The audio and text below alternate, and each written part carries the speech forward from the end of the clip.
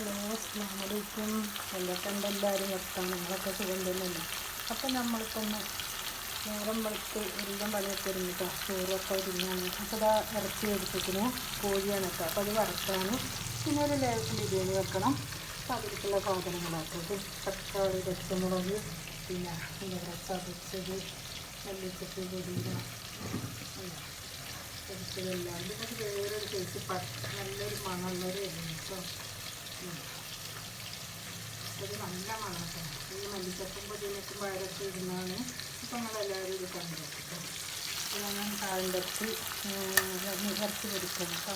അത് മസാലയ്ക്ക് ഉണ്ടാക്കാൻ കേട്ടോ. അപ്പം ഞാൻ അത് ഉണ്ടാക്കിയിട്ട് ഇനി കാണിച്ചു തരുള്ളൂ കേട്ടോ. അപ്പം അത് ഉണ്ടാക്കട്ടെ.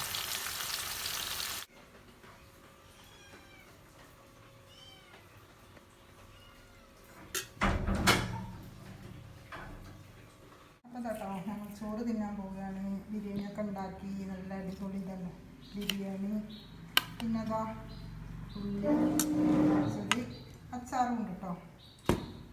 അപ്പം ഞങ്ങളെല്ലാവരും പോകുന്നോളൂ. ബിരിയാണി വേഗം പോകുന്നോളൂ ചോറിന്. അതന്നെ ഉള്ളൂ, കുറച്ച് ചോറ് കൂടി ഉള്ളൂ, കുറച്ചിട്ട് വെച്ചതാട്ടോ. അപ്പം ഞങ്ങളെല്ലാവരും കണ്ടു നോക്കി. ഇഷ്ടമാണെന്ന് വെച്ചാൽ ലൈക്കും സബ്സ്ക്രൈബും കമൻറ്റൊക്കെ ചെയ്യണേ.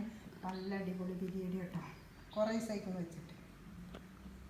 നിങ്ങൾ കഴിച്ചോളി.